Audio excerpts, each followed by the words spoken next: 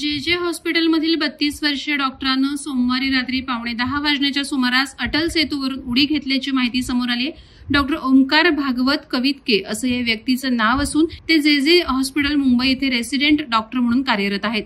मिळालेल्या प्राथमिक माहितीनुसार सोमवारी रात्री एका व्यक्तीनं उडी मारल्याची माहिती अटल सेतू नियंत्रण कक्षाला प्राप्त झाली। घटनेचं गांभीर्य ओळखून पोलीस आणि बीट मार्शल तात्काळ घटनास्थळी दाखल झाले। मुंबईकडे जाणाऱ्या लेनवरील 11.8 किलोमीटर बिंदूवर त्यांना डॉक्टर कवितके यांची होंडा अमेज कार क्रमांक MH46CM 6837 आणि एक आयफोन सापडला।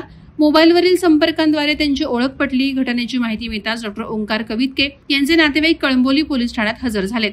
या घटनेनंतर सागरी सुरक्षा विभागाची ध्रुवतारा बोट रेस्क्यू टीम आणि अँब्युलन्सच्या सहाय्यानं खाडीत शोध मोहीम तीव्र करण्यात आली।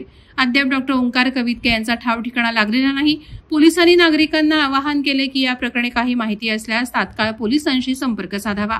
या घटनेमुळे परिसरात खळबळ उडाली असून अटल सेतूसारख्या महत्वाच्या मार्गावर अशा घटना घडणं चिंताजनक आहे। पोलीस आणि बचाव पथक युद्ध पातळीवर शोधकार्य करत असून लवकरच याबाबत अधिक माहिती मिळण्याची शक्यता आहे।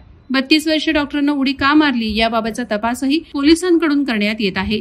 वादळवरा लाईव्हसाठी न्यूज ब्युरो, नवी मुंबई।